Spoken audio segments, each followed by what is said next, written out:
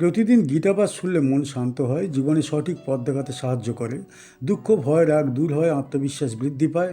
কর্ম ও ভক্তির মাধ্যমে হৃদয়ের শক্তি, ঘরে শান্তি ও জীবনে আলো নিয়ে আসে। তাই প্রতিদিন আমাদের চ্যানেল থেকে 2টি শ্লোক সহ একটি পাঠ শুনুন। শুচৌ দেশে প্রতিষ্ঠাপ্য স্থিরমাসনম আত্মনঃ নাতি উচ্ছ্রিতম নাতি নীচম চৈলাজিন কুশোত্তরম। পবিত্র স্থানে নিজের জন্য একটি স্থির আসন স্থাপন করবে, যা অতিরিক্ত উঁচু নয় বা অতিরিক্ত নিচুও নয়। সেই আসন হবে বস্ত্র, মৃগচর্ম ও কুশ দ্বারা আচ্ছাদিত।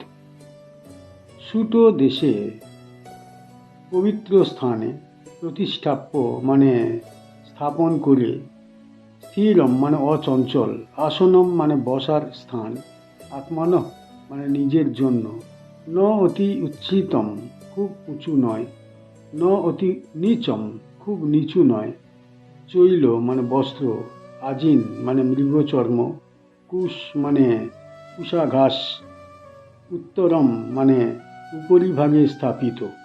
এই শ্লোকে ভগবান শ্রীকৃষ্ণ ধ্যান যোগের বাহ্য বিধান অত্যন্ত সূক্ষ্মভাবে নির্ধারণ করেছেন। ধ্যান কেবল অন্তরের সাধনা হলেও তার জন্য বাহ্য পরিবেশের শুদ্ধতা ও শৃঙ্খলা অপরিহার্য। অসুচি বা অস্থির পরিবেশে মন সহজে স্থিত হতে পারে না। পবিত্র স্থানের নির্দেশ দ্বারা বোঝানো হয়েছে এমন স্থান যেখানে চিত্ত স্বভাবতই শান্ত থাকে। পবিত্রতা কেবল বাহ্য নয়, সেই স্থানের ভাবও নির্মল হওয়া আবশ্যক। যেখানে কলহ, লোভ ও বিশৃঙ্খলা নেই, সেই স্থান ধ্যানের উপযুক্ত। আসনের স্থিরতা অত্যন্ত গুরুত্বপূর্ণ। অস্থির আসনে বসলে দেহের অস্বস্তি চিত্তকে বিচলিত করে। তাই আসন হবে অচঞ্চল ও দৃঢ়, যাতে দেহ স্থির থাকলে মনও স্থির হয়। আসন অতিরিক্ত উঁচু বা নিচু না হওয়ার নির্দেশ গভীর অর্থ বহন করে। অতিরিক্ত উঁচু আসন অহংকারের প্রতীক, আবার অতিরিক্ত নিচু আসন হীন ভাবের সূচক। যোগীর অবস্থান হবে সংযম এবং সাম্যের মধ্যবর্তী। চৈল, আজিন, কুশার ব্যবহার কেবল প্রাচীন প্রথা নয়, এর অন্তর্নিহিত ধর্মীয় তাৎপর্য আছে। কুশা পবিত্রতার প্রতীক, আজিন সংযম ও ত্যাগের চিহ্ন, আর বস্ত্র দেহ রক্ষার উপাদান। এই তিন সমন্বয়ে যোগীর আসন দেহ ও চিত্ত উভয়ের জন্য সহায়ক হয়। এই শ্লোক প্রমাণ করে যে গীতা দেহকে অবহেলা করে না, দেহকে উপযুক্তভাবে স্থিত রাখার মাধ্যমেই আত্মসাধনার পথ সুগম হয়। এই শ্লোকটি ধ্যান যোগের ধারাবাহিক আলোচনার অংশ। পরবর্তী শ্লোকে শ্রীকৃষ্ণ যোগীর জীবনযাপন, নির্জনতা ও সংযমের কথা বলেছেন।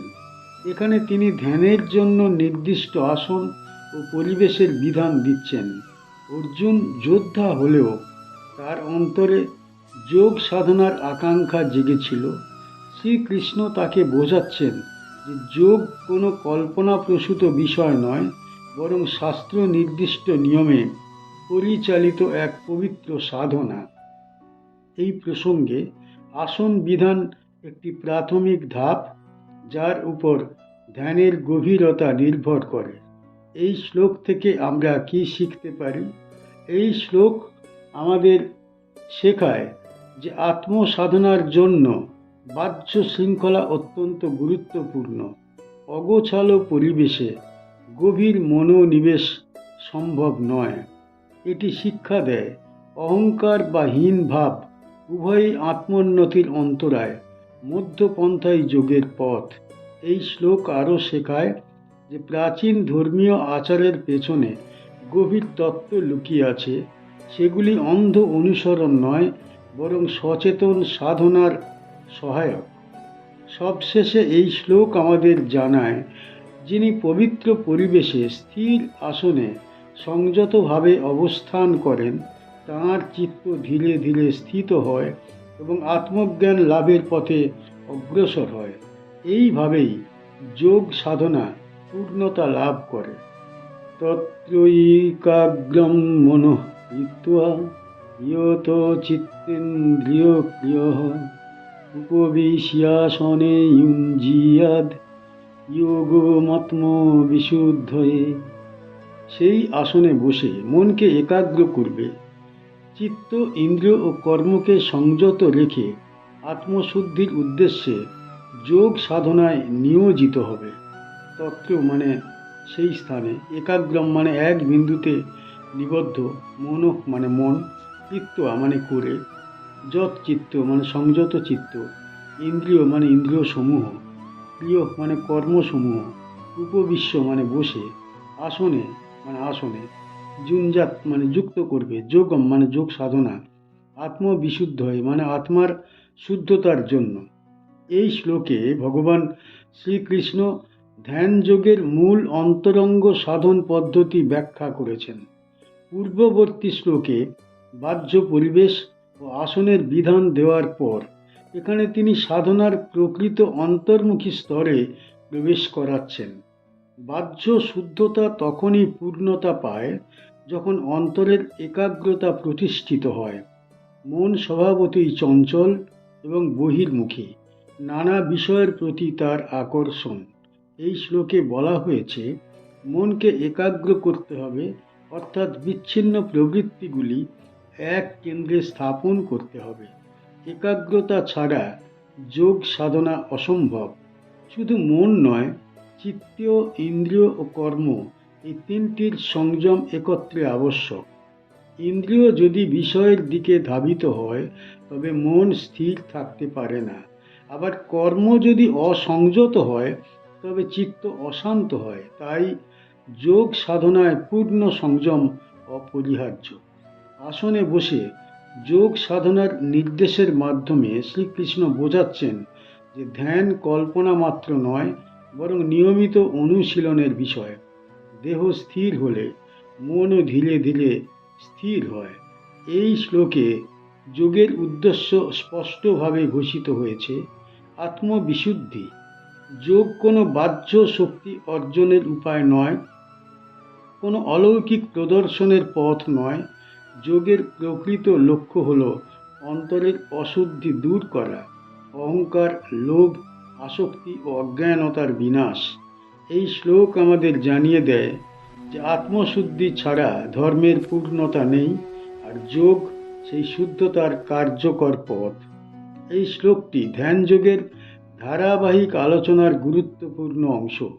পূর্ববর্তী শ্লোকগুলিতে শ্রীকৃষ্ণ যোগের জীবনযাপন, নির্জনতা, আসন ও পরিবেশের বিধান দিয়েছেন। এখানে তিনি সেই প্রস্তুতির পর মূল সাধনার নির্দেশ দিচ্ছেন। অর্জুন যুদ্ধক্ষেত্রে দাঁড়িয়ে নিজের অন্তরের অস্থিরতা অনুভব করছিলেন। শ্রীকৃষ্ণ তাকে বোঝাচ্ছেন যে বাহ্য দ্বন্দ্বের আগে অন্তরের শুদ্ধি অপরিহার্য। এই প্রসঙ্গেই ধ্যান যোগের অন্তরঙ্গ পদ্ধতি ব্যাখ্যা করা হয়েছে। এই শ্লোক সেই ধারাবাহিক শিক্ষার কেন্দ্রবিন্দু, যেখানে যোগের লক্ষ্য ও উপায় একত্রে প্রকাশ পেয়েছে।